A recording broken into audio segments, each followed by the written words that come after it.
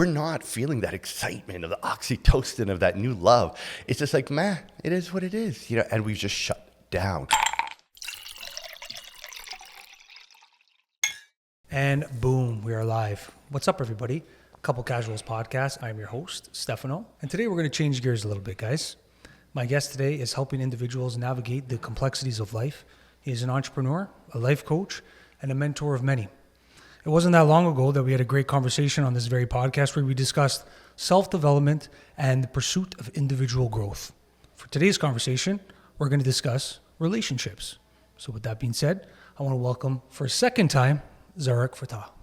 Thank you for having me back. Welcome back, brother. Pleasure to be here. It's really good to see you, man. We had a great conversation last time, we were talking. It's been quite a journey to put this one together. So I'm looking forward to having a conversation with you, changing gears a bit, talking about relationships, and a lot's changed since our last conversation. I'm married now, so I'm interested. Congratulations. Thank you. Yeah. I'm interested in picking your brain a bit, just on a personal level. Sure. So to preface the conversation for everybody, we're going to discuss relationships, but on a general standpoint, but I do want to zone in from a man's perspective at times. So Absolutely. I definitely want to provide that transparency. I think it's useful for the men because they can see how we approach these dynamics, and then for the women to see how men sort of think and operate. Yes.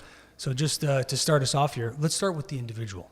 I think probably the most important thing before you can talk about a relationship is the individual. So do you think it's important for an individual to spend time alone prior to getting into a relationship?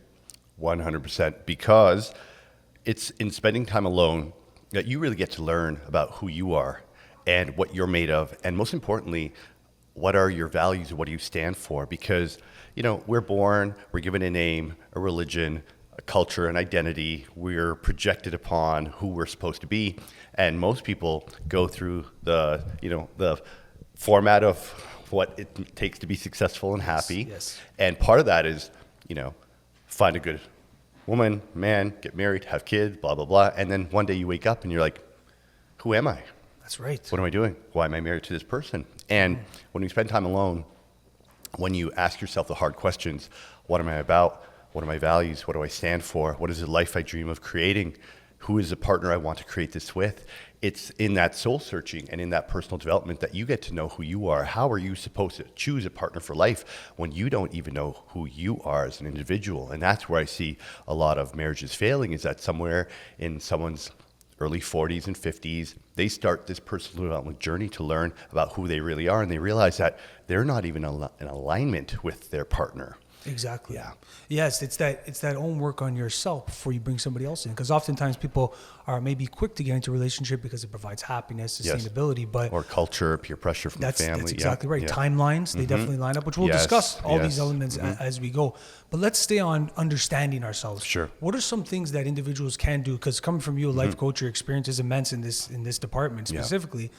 What are some things that people can do to put themselves together to understand their personality? Because we all tick differently. Sure. There's maybe some things that bother us, some things that make us happy, learning how much we can work in one day, what goals we want, what makes us tick inside. So in your opinion, how do individuals find that out? Yeah, so, I referenced this before when it comes to core values. You want to understand your core values as a person.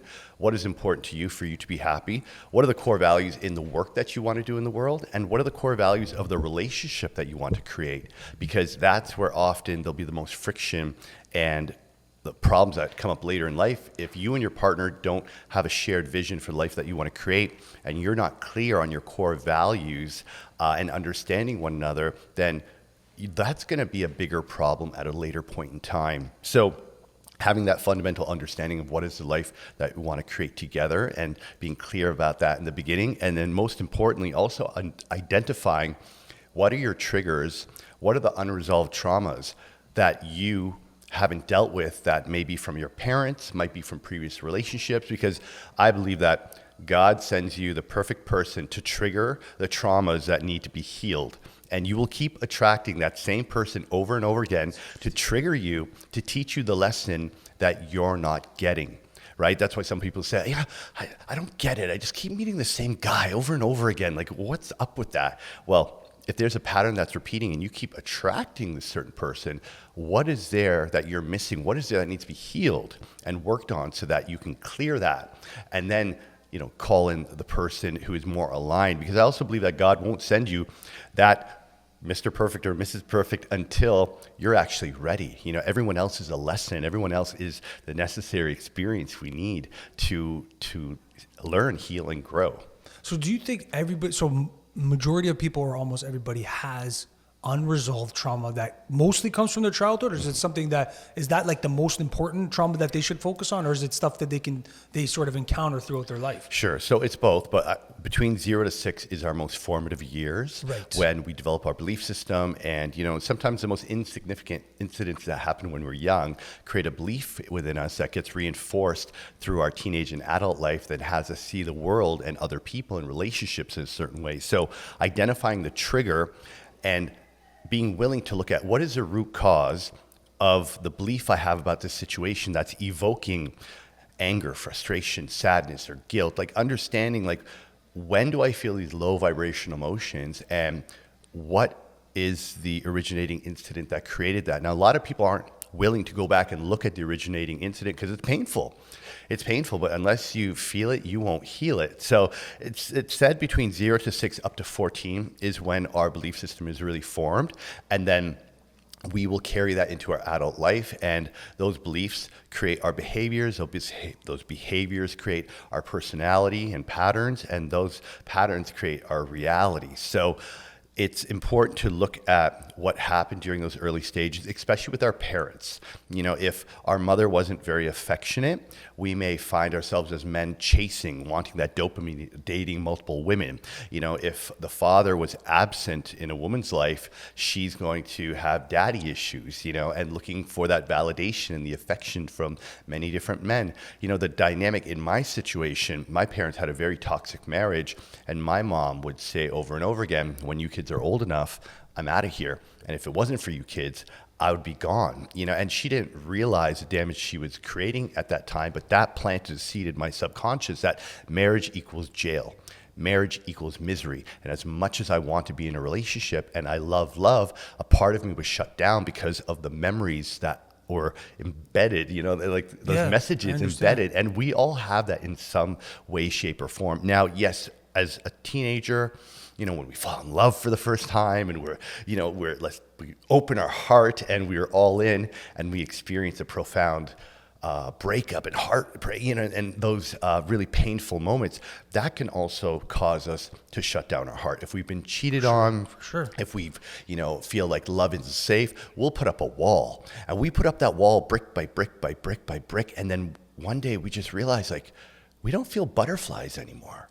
We're not feeling that excitement of the oxytocin of that new love. It's just like, it is what it is, and we've just shut down. So even in that sense, when you've gone numb and you don't feel the love and the openness anymore, this happens with a lot of guys. We shut down our heart. We put up that armor. It's like, I'm just going to go out there and have fun. I don't need whatever. How common is that, right? Very common, because men don't want to be hurt. Men don't want to be expressive. Men don't want to say, babe, you broke my heart. Like, you're really making me feel insecure. We don't want to talk about that stuff.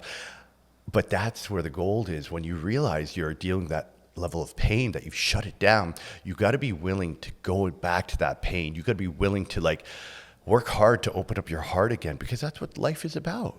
I can resonate with that message so much, because I was one of those individuals. Same. Yeah, I really had a wall up, and it was very hard. It took me years, brother, at times to really get to a point where I can open my heart again and really let somebody pass that next stage and get to a long-term committed relationship.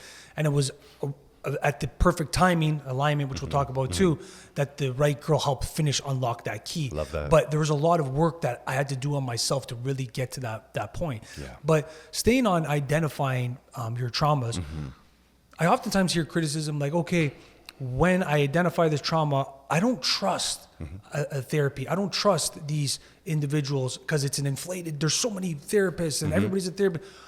When somebody identifies this, what do they do? Where do they go? What should they do to start putting in the work and being able to have confidence and trust in an industry like therapy, for example? Sure. So you always have to remember that you don't know what you don't know. And even if you buy the books, even if you watch the podcast or whatever it may be, you're still consuming that information through the lens that you've developed over your lifetime. Now, having a coach or a therapist or somebody you're working with, Their role is just to offer you a different perspective of the situation that you may not see. Because if you're looking at it like this, you see it for this. But when you shift perspective, you realize, oh, wait a minute, I never saw it like that. And in that new perspective is new possibility, right? And some people question coaching or therapy and whatnot, and it's very important to find someone that you resonate with, someone who you feel safe with. And always remember, like, we're always a student. We're always learning. And the more you know, the more you realize you don't know anything, right? And when it comes to identifying, oh, okay, because my dad did that, I do this and I feel this way. Okay, can you have a conversation with your dad about it? Are you willing to lean in to understand? Because in that moment, let's say your father didn't give you affection when you were young. He was too busy. He was on the phone. He was too busy providing, and you felt like you needed to earn that affection and love by overperforming.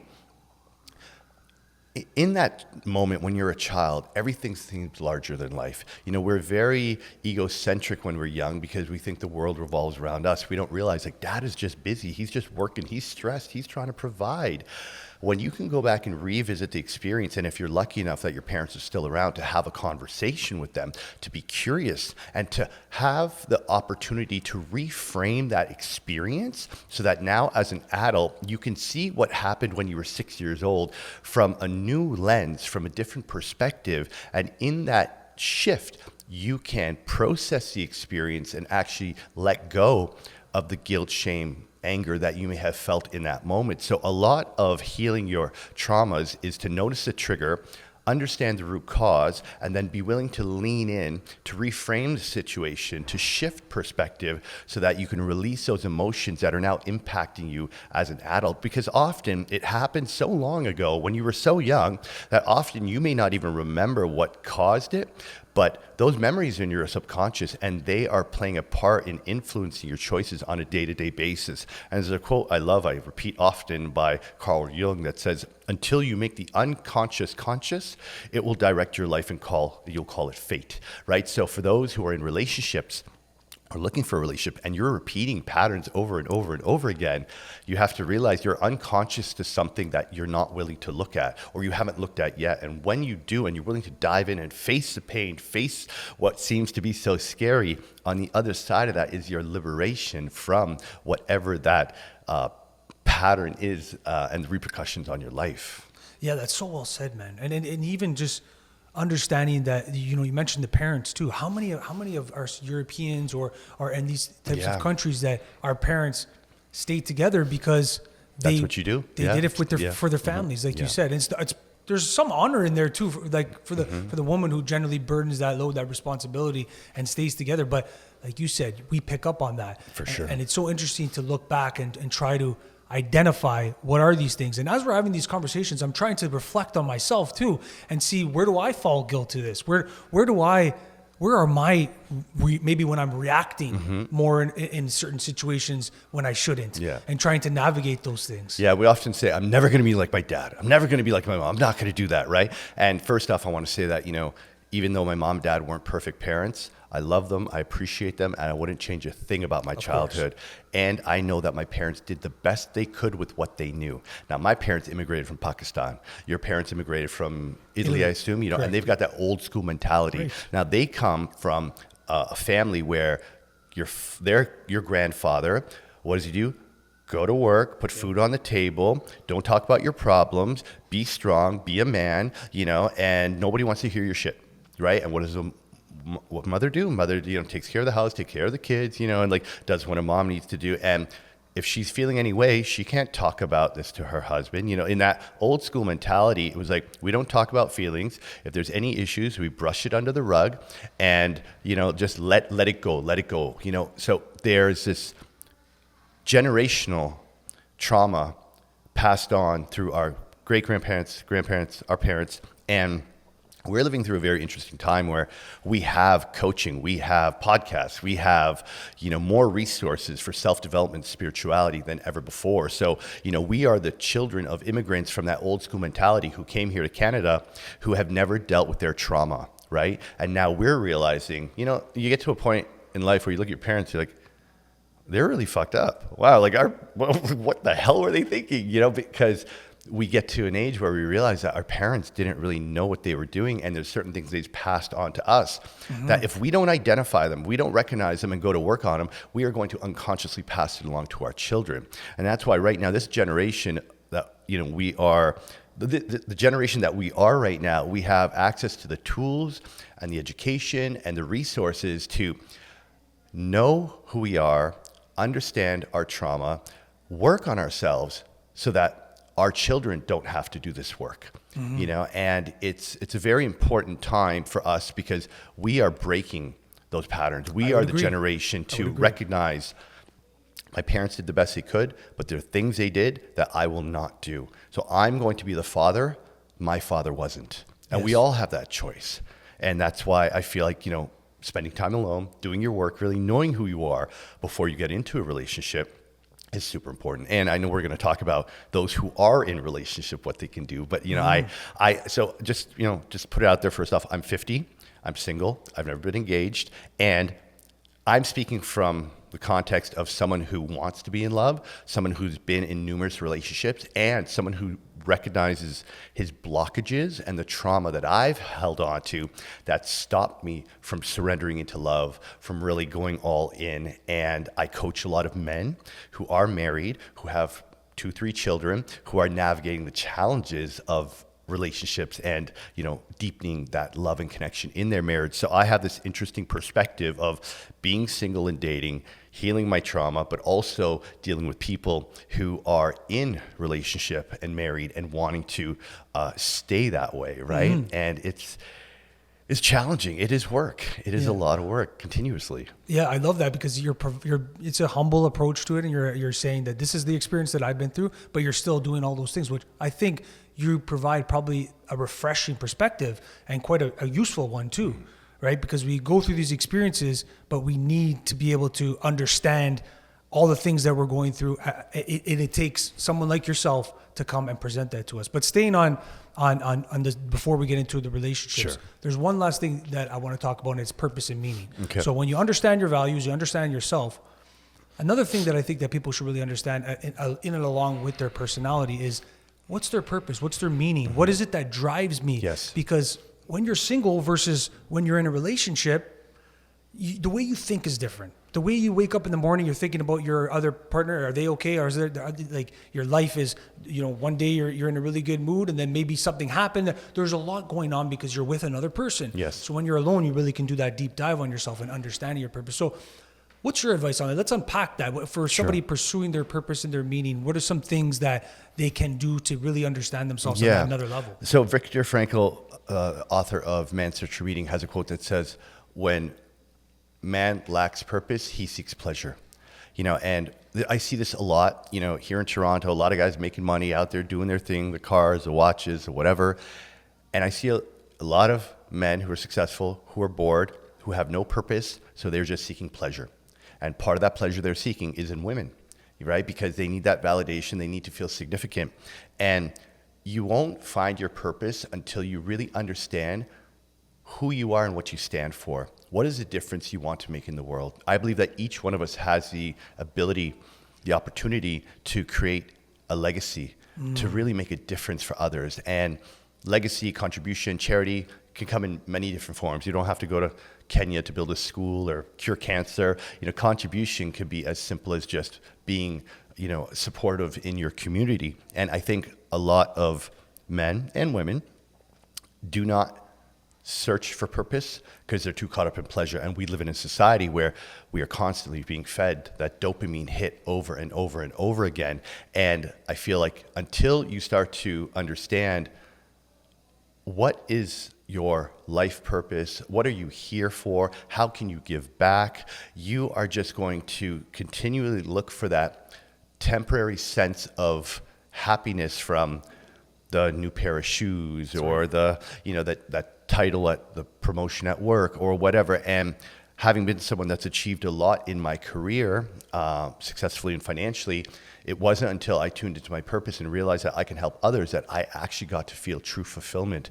And when you feel that deep sense of fulfillment because you're living your purpose and your contribution to others, life takes on a whole new meaning. And between the masculine and the feminine energetic dynamics, a woman wants to be with a man who is in his purpose, a man who knows who he is and he's contributing in some way. For a woman, that's very attractive, because if you go back to, old school ancient times, what did the man do? The man provided, protected, he went out, he fought, he hunted, he brought home. Like, he was the one to really take care of the household. But now these guys are smoking weed, watching porn, playing video games. They don't even know how to talk to another woman, and we're living in a society where men lack purpose. They don't know who they are. So how is a woman going to be attracted to that, right? So I think finding your purpose, and again, it doesn't have to be something monumental. It could just be something that's of interest to you, where you want to be a contribution to others in some way, will teach you a lot about who you are and help to build your confidence, help to, feeling purposeful and doing things of significance is something I hope that everybody gets to experience, because then you realize so much of the bullshit you're chasing is irrelevant in the grand scheme of things. That's exactly right. And I think even in the pursuit of purpose, you may try various things, or you may engage with different things, whether it be careers, sports, different disciplines, whatever it is that you're trying. But I think there's real benefit to that as well. For sure. Like, I never knew I was going to be a coach. There you go. Like, right? I wanted to host retreats because personal development was changing my life. And I'm like, I want other people to know about this. But, I'm a high school dropout. I'm a nightclub guy. I'm not going to coach people, but I'll put together retreats. But I was willing to try something different, leaving a 25-year career in hospitality and entertainment to try hosting retreats. And in trying that and leaning in, it opened me up to the world of coaching. And I realized, wow, okay, so I actually have something worthwhile to share with people. And it put me on a whole different path. And that's why, a lot of times when I coach people, they're like, I don't love my job anymore. I've been doing this for 20 years. I don't know what to do next. I asked them, well, what are you passionate about? Like, what excites you that you would get up and do for free every day? Could they answer that question when you ask them that? For sure. And sometimes it's something completely different than what they're doing. It's like, oh, well, I love writing music, or I love, some programming software, like something totally different than what they're doing, but they don't realize like those hobbies and passions could actually be their profession. And then the other question I ask them is, what issues do you see in the world today that you wish you could do something about? Like, what triggers you? What really like irks you that you're like, oh, I'm so upset about that. Like, and starting with wanting to be the change that you wish to see in the world, right? Yeah, that's exactly right. That's very well said, because if something bothers you, there's a calling there. There's something that's drawing you to that, or something interesting. There's somewhat that's in you because something is conflicting with your values. That's right. And because it's conflicting with your values, you're feeling that dissonance inside. You're feeling that like trigger, and you're like, okay, well, what's that about, right? Exactly. What is that? So speaking on the next stage now, right? We've talked about the individual. We've talked about identifying your values, your purpose. The next stage is now when we start to enter that dating. I want to talk to you about dating. Yes. How important do you think it is for an individual to date prior to getting into a long-term committed relationship? Yeah, so I think it's absolutely necessary, because, we can do all the personal development work, on our own. But then once you start engaging with others, you realize what is still there, right? And, dating, now, I'll be honest, myself, when I was younger, dating, it was really to get laid. For me to go dating, it was like, okay, she's hot, I want to take her out. How many dates do we got to go on before we get to have sex a few times and move on? Because again, looking for that female validation. So I say this because date with intention.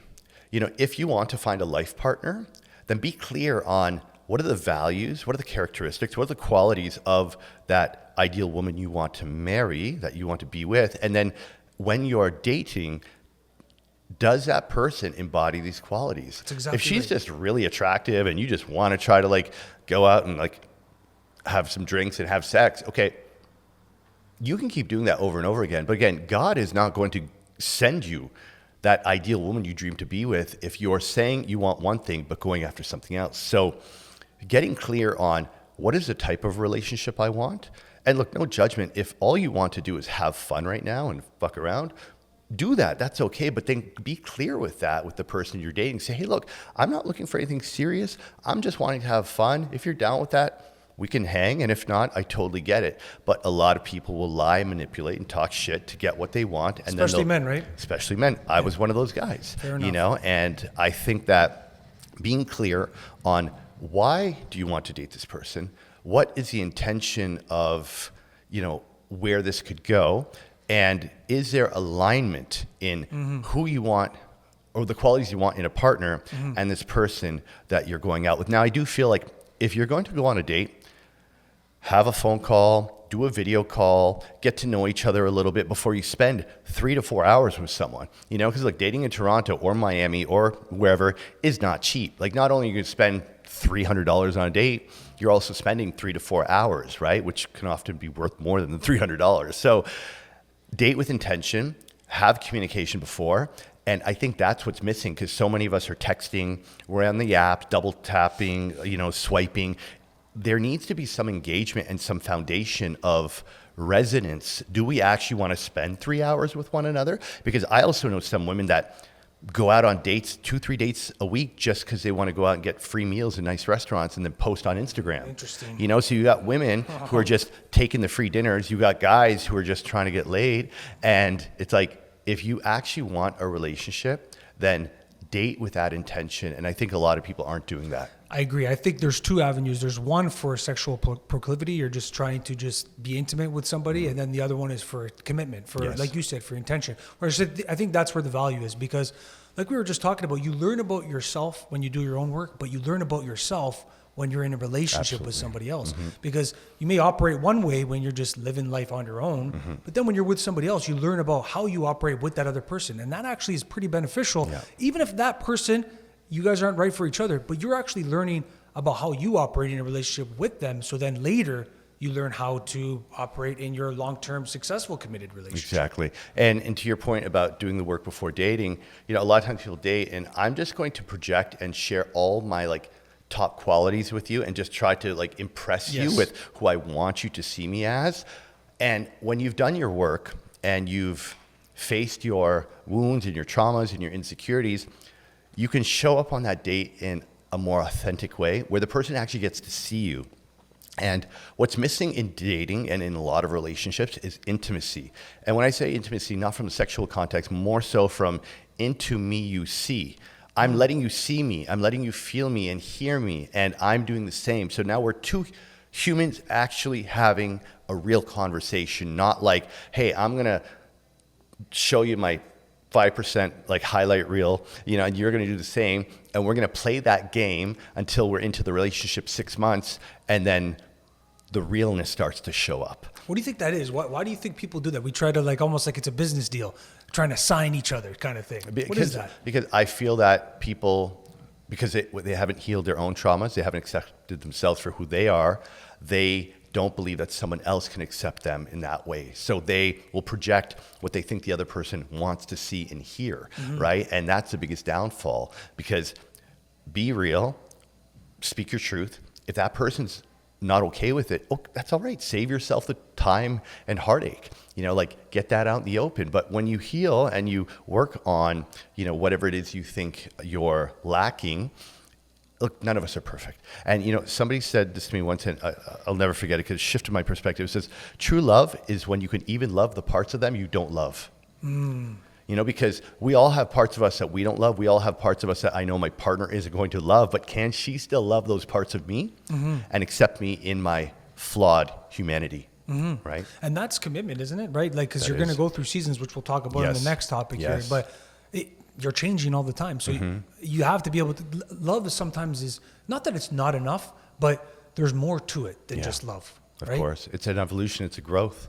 It is a journey that you are committed to going on together. And this is why so many marriages are failing because people want the same romance and the same, buzz that they had the first 5 years of marriage in their 10, 15, 20th year. And that doesn't work. And I will say that, this will segue into what we're speaking to next, is most people don't know how to communicate. Oh, big time. People do not know how to actually share their truth, communicate in a way that is compassionate and vulnerable and just open to possibility. I think because like myself, I was a very closed off communicator for most of my life because my mom and dad never spoke to me about things of emotional significance, so I didn't know how to open up and share my feelings with my partners, and that stunted the intimacy between us. And I think that many men especially don't know how to open up and be vulnerable and speak from the heart and communicate.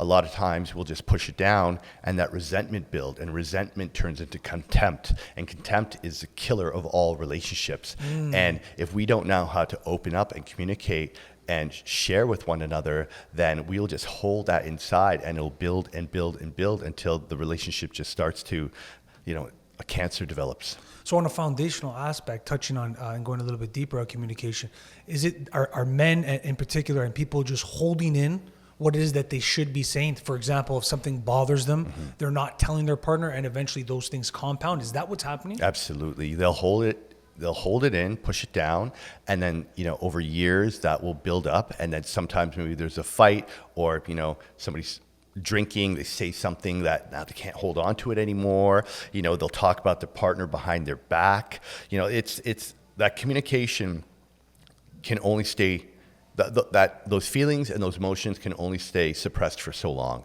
And when they come out, it can be very ugly. And sometimes it comes out too late, and being able to sit down with your partner and on a regular basis. I know couples who have weekly check-ins with one another. That's what I was going to ask you next. Do you think that's beneficial to have those 100%. check-ins? Yeah, because the thing is, when we have these check-ins, it's like you have full permission to tell me anything that's going on with you, as do I. And let's put it out there with no judgment, with no ill, intent, just more so, this is what I'm experiencing. This is what I'm feeling. I'm not blaming you.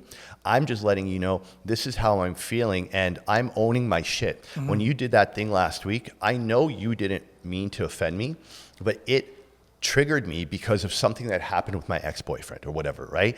But when we don't speak about it, when we don't name it and say, hey, this is what I'm experiencing, you have no idea what's going on. Often men say, I don't understand women, and women don't understand men. And that's because we communicate in a different way. Men are in their heads wanting to problem solve. Women are in their hearts wanting to be heard and felt. And we don't get that. And that's why conscious communication between couples, where they actually make an effort to say, hey, once a week, twice a month, whatever it is, we are checking in with one another. We are asking each other how we're doing. How can I be a better husband for you this week? What did I do? What can I do more of? Having that open dialogue is so important. But again, people get busy with kids and job and life, and they just don't talk, and they just don't have that space and permission with one another. It's about making that time, isn't it? But how many people would hear you say that and be so foreign to them? The thought of them sitting down with their wife and asking, how can I be a better husband? That's quite foreign to people, but compounded together, it can do your relationship quite some good, significant help. Yeah, because things don't build up then. Yeah. Things don't build up, and it gets to a point where, that thing you did last week was really stupid. It really pissed me off. It upset me. And I just want you to know that. I'd be like, oh, okay. All right. Well, thanks for sharing. And yeah, I had no idea, and like, let me apologize. Let me own that. Let me make up to you for that. I had no idea. But if someone doesn't express that, and that person does it over and over again, well, you know how that story is going to end, right? Yeah, the ego cannot be present during these conversations. That is for sure. Because especially as a man, you're hearing these things. You cannot be defensive, which I've first one to admit, I feel that I've done that at times. I've been defensive. Like my first reaction is to be defensive or try to justify or try to explain. So me personally, I'm trying to find a way to not do that. That's what I don't want to be my first reaction. And then the most important thing to understand is this is an opportunity for you to learn and to grow. And most importantly, to evolve your relationship together. Because often when we do something irresponsible or inconsiderate, we are oblivious to it. It's like we don't actually know that we did something. Sometimes like a woman would be upset and be, what's wrong? Nothing. What's wrong? Nothing. And you're like, how many times does that happen? What the hell? What did I do? What's going on? It's like you are unconscious to what you did, and you don't even get it because you didn't even know you were doing something that was disrespectful or inconsiderate. Now, of course, she's seeing it a whole different way, but she wants you to see it and feel it for yourself. But often as men, we're just oblivious. But when you have that ability to be open and check in, like, babe, honestly, I have no idea what I did, but please tell me, because like clearly I did something to upset you, and I want to own that, and I want to apologize and make it up to you. So, will you please share with me so I can do better? But again, if men are in their ego because we think we're right and we're the man of the house, or like blah, blah, blah, whatever, it's like, that's a recipe for disaster. And then the woman won't want to share anymore because you're just not getting it and you're not open to receiving it, right? And that's why, just again, doing your inner work to realize, hey, I have a shadow side and I have tendencies to do some dumb shit sometimes. I'm going to do my best not to do those things, but I'm owning it and I'm letting you know, hey, sometimes I do this and I don't like it and I don't want to do it. So please call me out when I do it. And taking responsibility for your imperfections and owning your shadow is super important. But, again, we all want to project this perfect persona of who we want the world to see. But come on, that's a bullshit. We're not perfect. And owning it is just part of being human. So well said. And I want to touch on one thing you said earlier. Men are solution finders, right? Women can somewhat be emotional and they maybe want to be heard, and men are trying to resolve and want to solve. I think it's very beneficial for me, and then for also men listening, is to pick your brain on this. When do you think, sometimes a woman just wants to be heard at times. She may just at that particular time not want a solution, but men's first reaction is they want to find that solution. So for the men listening, and then for the women too, for their partners, for a man, when is it time for us to just listen? And when is it time for us to provide the solution? Sure. Yeah. Great question. And as I said, men are logical. They're solution oriented, very cerebral. They just want to fix the problem. Women want to be felt. They want to be heard. They want to know, like, hey, you understand what I'm going through right now, right? And why men want to problem solve is because they can't be with those sensitive emotions. A lot of men can't handle seeing their wife cry or their wife, being in that upset state. So they want to oh, let me do it. They want to come up with that solution right away. But the woman doesn't necessarily want a solution, because often the solution you're going to give her, she already knows it. So it's not that she needs you to do anything. Sometimes it's just be there, feel her, listen to her, hold her. And you could even say, babe, tell me more. Like, what is going on? Like, how are you feeling? How did that impact you? Okay, like what what's going on? And then you can ask, like, would you like me to share my thoughts on what we can do here, or do you want me to just listen? And she might say, I just need you to listen right now, and that's it. And she's going to say everything she needs to, just vent, emotionally release it, and then give her a hug, and just hold her in your arms. And just let her know everything's going to be okay. Women just need to let it out at times. And afterwards they may say, okay, so what do you think we should do? I feel like she'll probably ask. Yeah. Because men's instant reaction is like, there's a problem, we must solve it. Yeah. You laid it out so well there, and I'm really going to take that with me. And even just taking some breaths with her and just like tune in your heart to what she's feeling. Like, understand, like, the pain or the sadness or the disappointment she's experiencing right now. Like, she wants to know you feel her, because otherwise it's just like, okay, what's going on? Okay, okay, yeah, we're gonna, okay, let's move on.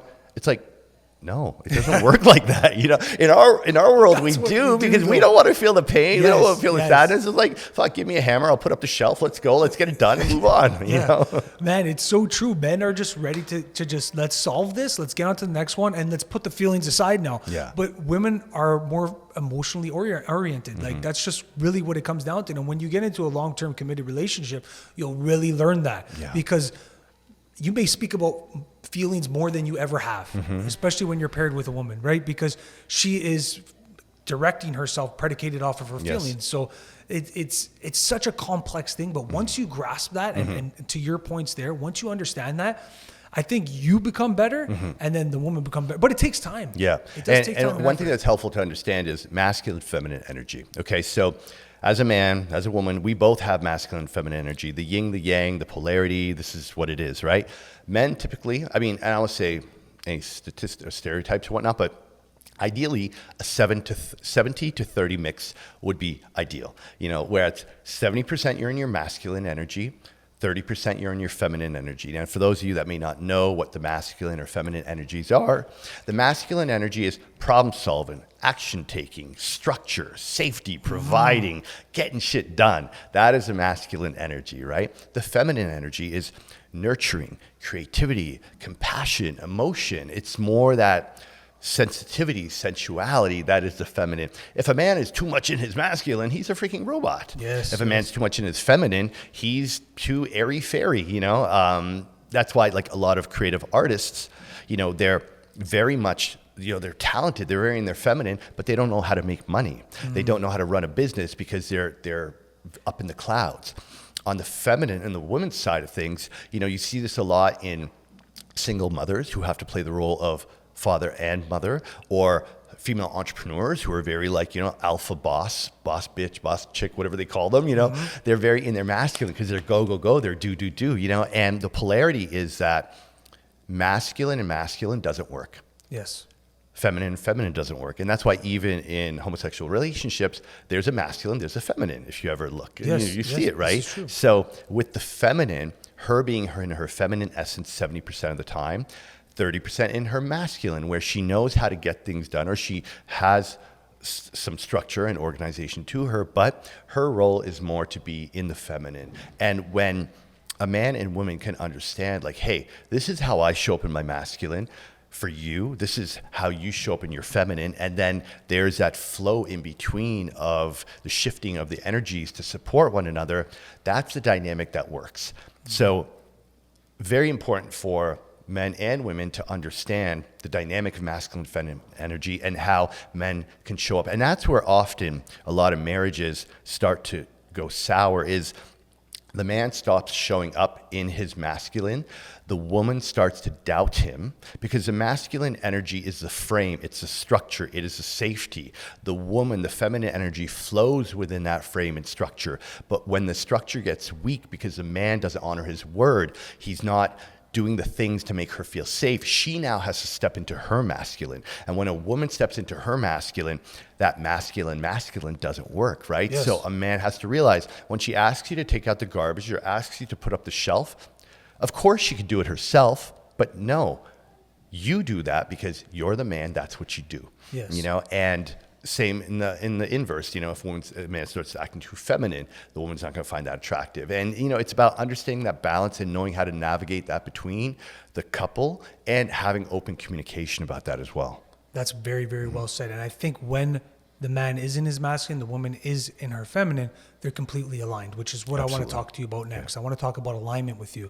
Let's talk to the viewers, the listeners, about what your opinion is of alignment, and how do you know when you're completely aligned, even outside of, let's say, the masculine, feminine energy, even from the perspective of when you're meeting somebody. We talk values. Yes. Now, it's one thing to know your individual values, but to now pair those with another person's values, you have those partner values that now you need to collaborate into too. So touch on alignment and your opinion on those topics. Yeah, and one of the challenges I hear come up in some of the clients' relationships is that when they were dating, engaged, there were some things they knew weren't quite in alignment, but once we get married, once we have kids, it'll work itself out. She'll become more like that. No, it doesn't work like that. If that's who she was going into the marriage, chances are that's who she's going to be after the kids, right? So having those conversations about, how do we want to raise our children? Where do we want to live? How do we want to balance our work-life parental responsibilities? What are the values of the relationship? Like often where a lot of, and we saw this during COVID, where a lot of couples split up is, do we vaccinate our kids?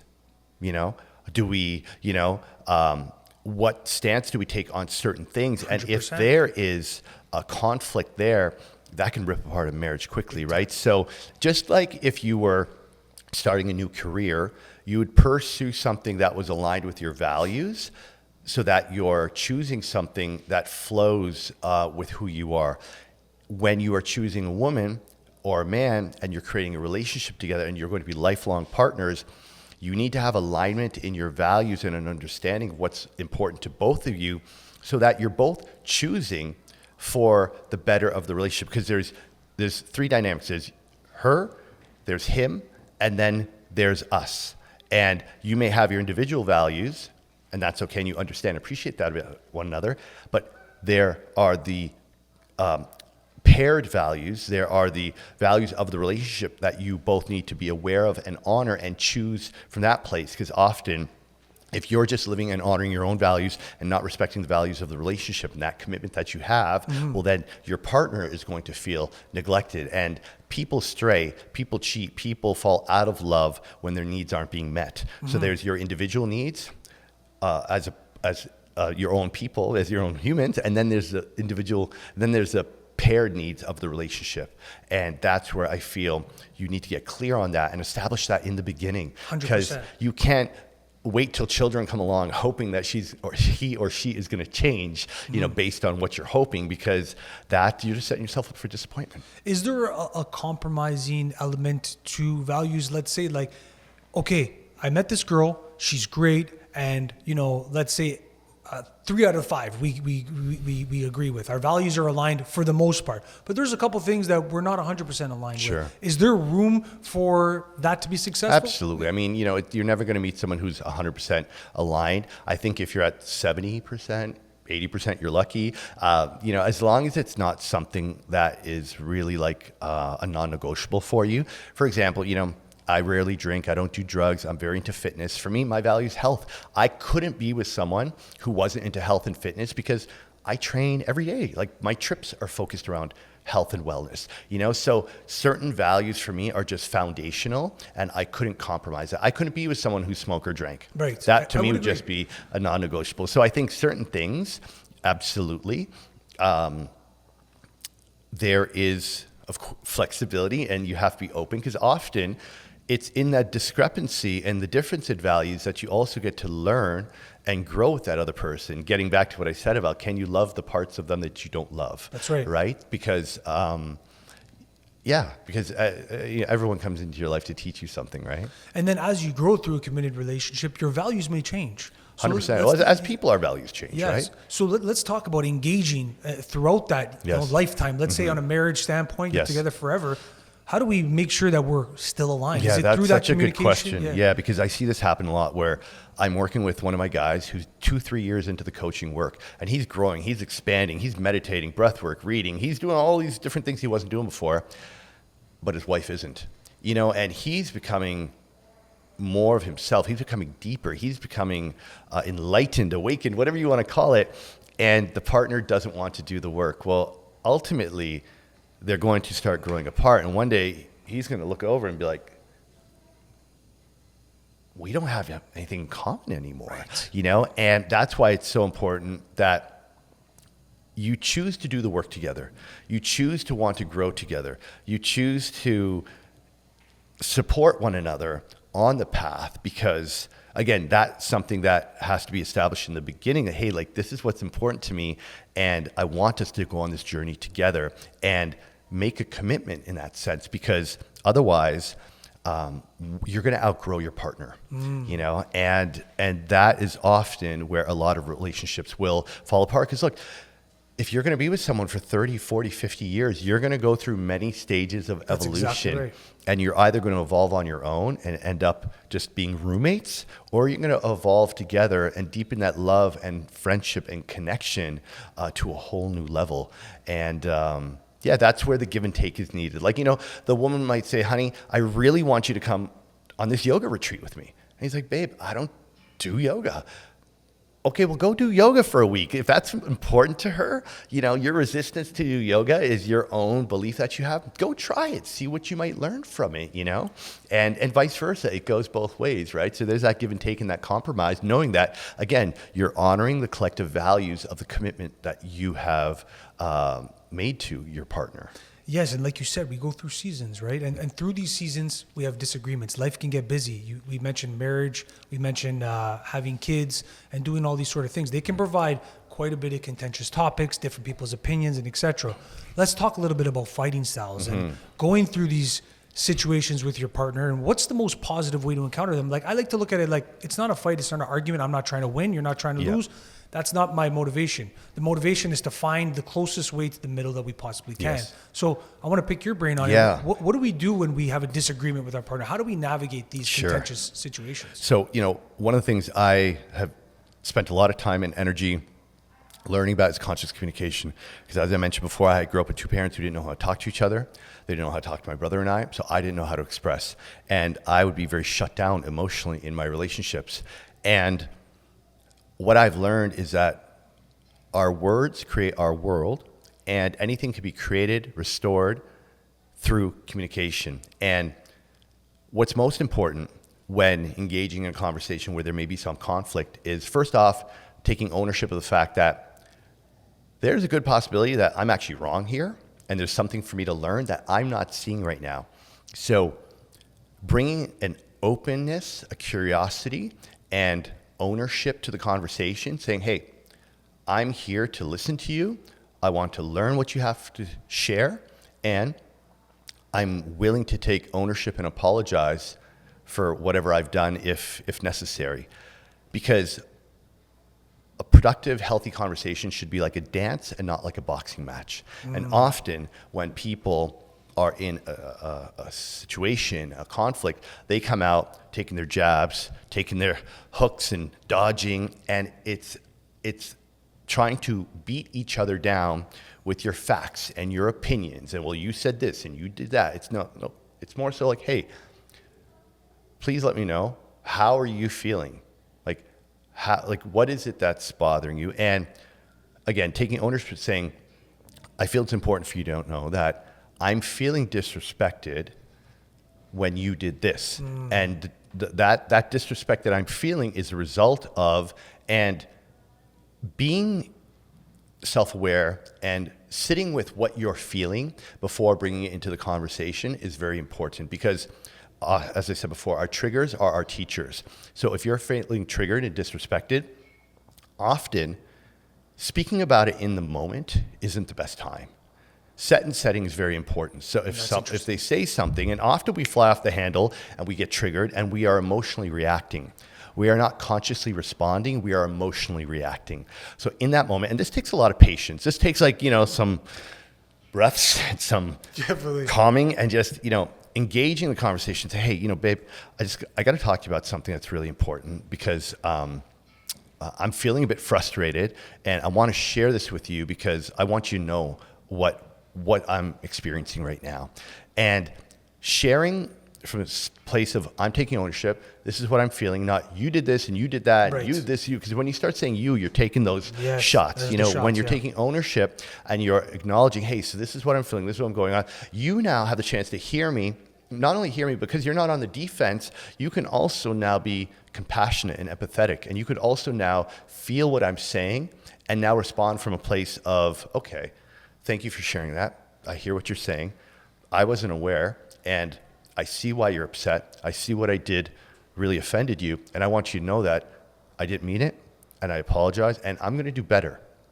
And what is it that I could do right now? What would help? What do you want to create here so that we don't do this again? So that this, and again, sometimes she just wants to be heard, sometimes, and then it can be a co-creation. But humility, ownership, and just be willing to accept that there's something you're not seeing right now, that if you just stay open-minded and you listen to her or him, you're going to discover something about what you did that you might not even be aware of. And this is how you grow together. It can be like, okay, shit, now I know that I do that thing and it really upsets you. Okay, I'm not going to do that thing anymore. Okay, great, perfect. Okay, good. We've learned something about one another, and that is how you navigate through these challenges. But again, when you haven't healed the past, when you still have that trauma from what your dad used to do or your mom used to do, and that wound gets hit, you're speaking not often from what happened in the moment isn't what's upsetting you. It's what happened 20 years ago. And that unresolved wound is still painful. And when he says that thing, it's like he's sticking a finger in it, Yeah, and men sometimes not that we necessarily listen to respond, but maybe it's the part of the solution side of it, but we don't really seek to understand. We're not really listening to understand. We're listening to somewhat defend, or at least I feel I've engaged with that. That's because we don't want to take ownership and responsibility of the fact that we screwed up. You said something dumb or you did something inconsiderate. We don't want to admit that because we want to try to be perfect, right? And what if it's in the instance of like you fundamentally disagree? Like maybe you and your partner maybe there's, we talked about the vaccine. Maybe you disagree. You fundamentally disagree on that. So maybe in that instance, would the approach still be like, babe, I totally understand you. I hear you. But this is why I think we shouldn't do this. Yes. How do you go about that? Yeah, I think, that requires a great deal of maturity. It requires a lot of patience and compassion for one another, because when it comes to something as serious as that, it's a life or death situation, Correct. And in a situation, where the topic is that sensitive and important, then it is really, really necessary to bring just a loving, open energy, really being compassionate and understanding, and being willing to set boundaries within the conversation so that things don't get heated. And if they do you think it's like best to revisit it at a time? Like, it's getting too hot. Let's come back to this in 20 minutes. Because, if you notice the energy is getting charged and it's quickly going from a dance to a boxing match, fair enough. You can say, babe, I just need to pause for a second. I just want to take some breaths. I'm just going to go get a glass of water and I'm going to come back. But let's continue this conversation, or let's pick this up later on, because right now I'm just feeling like this is starting to get a little heated and I don't want the conversation to go in that direction. And studies have shown that if you wait 90 seconds without further stimulating that charged emotion, it'll actually dissipate. Interesting. So just some breaths, some water, some fresh air, and coming back to, okay, this is really important and I want to work this out with you. Let's just bring it back. Okay, what were you saying? Okay, let's just take this step by step, because once things start to it can get heated quite quickly. Go down, spiral downwards. It can get ugly fast, and that's when you say something you're going to regret, and then and then things can fall apart. And then that's when the resentment builds, etc. Yes. But we covered a lot of great topics here. We started with the individual, identifying your values. We talked about alignment, and then we talked about being in a relationship. And now I want to, for our last kind of topic here, I want to talk about maintaining love, the maintenance of love. Studies show that in the United States, between the divorce rate sitting around 40 to 50%. I think in Canada it's around 38%. Yeah.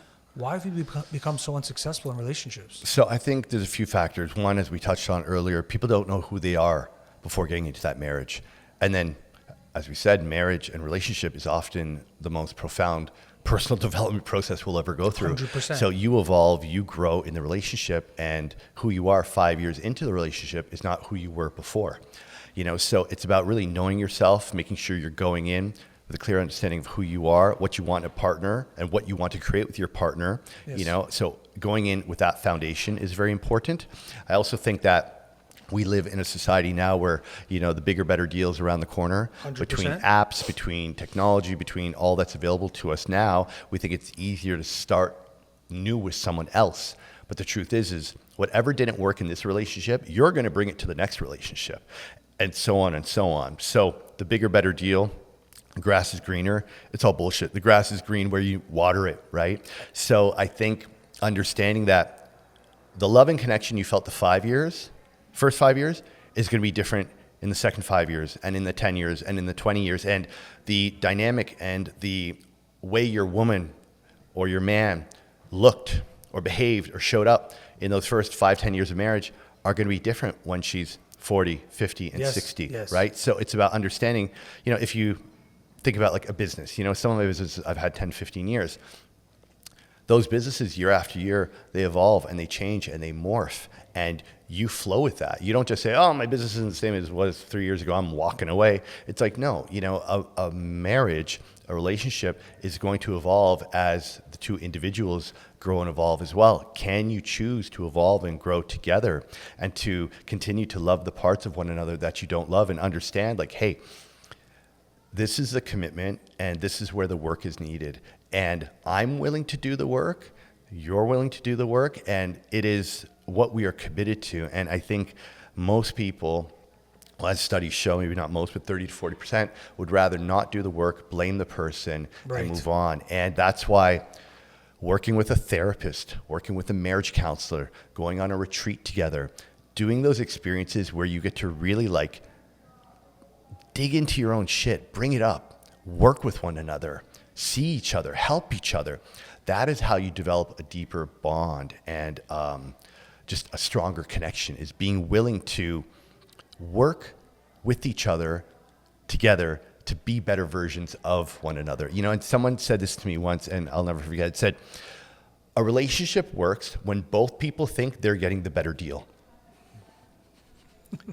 You know, when I'm putting in effort all the time because I know I'm so lucky to be with this woman, Yes. and she's doing the same, it's like, hey, it doesn't stop. You know, when you first start dating someone, those first year or two, you know, you're doing all the things. 100%. Don't stop doing the things. Never stop dating your partner. Right? That's it. You know, I asked my guys, like, when was the last time you took your wife out on a date?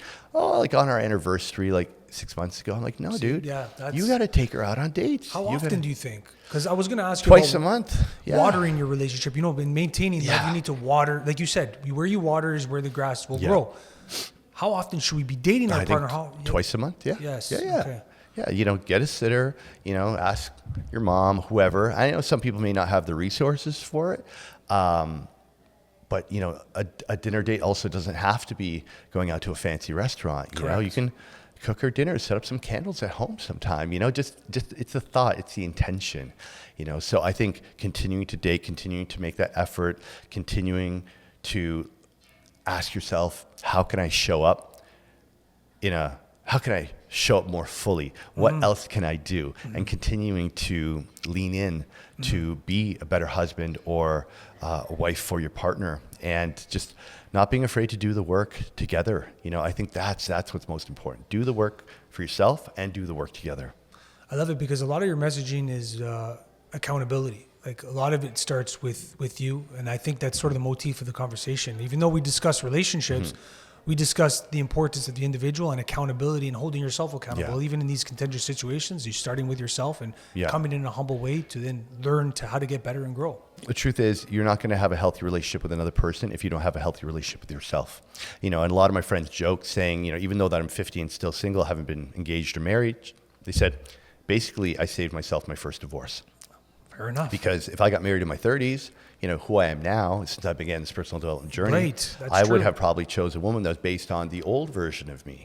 And I would not have had the tools and the self-awareness to grow, evolve, and adapt with that person. You know, and that's why now where I'm at this age, knowing myself to the depth that I do, I feel very confident entering into a relationship knowing like, hey, I'm well aware of my shit. And I'll tell you about my shit because I want you to be aware of it too. And there's no shame to that. You know, so I think that taking your time, getting it right is really important. You know, we touched on this earlier. A lot of times people get married in their 20s or 30s because culturally it's what you're supposed to do. 100%. Timeline, it's what you're supposed to do. But I believe that, you know, we're going to live till 120 and beyond. And I believe that, you know, people are now able to have children later in life. But I think that take your time, do your work, get to know yourself, really get to know your partner and make sure that the alignment is there and that you're working towards the same goal before you ask that question and put on that ring. So well said, Yeah. man. I think a lot of people are going to take a lot of value from this conversation. And I hope so. before we wrap it up, I have a final segment on Couple Casuals podcast, which I call Salute. Give an opportunity to the guests to end us off with a big salute, messaging, words of encouragement, whatever you got. Yeah, you know, we all want love. Ultimately, that's what we're here for. We're here to love, to connect, and it sounds cliche, but self-love is where it all begins. You know, self-love, being willing to show up as your most authentic self, being willing to take off your mask and just let the world see you for who you are. Because, you know, until you really love yourself, you won't be able to receive that love from anyone else. And the world needs people who are in love with themselves, who are allowing themselves to be the most authentic, because a lot of the problems we have in this world are from people who don't love themselves and don't think they're worthy and they're enough. And love is the answer. Love is the key to happiness in life. So don't be afraid to love. Take off that mask, open your heart, and just let the world see you for who you are. Zarak, Fatah, I Yeah. appreciate you, man. Thank you. Until next time, man. Yes. We appreciate you, brother. And I appreciate all you guys. I appreciate all the love, the support, and I hope you took a lot of value from this conversation because I know I did. So until next time, I love you, nobody else. Ciao.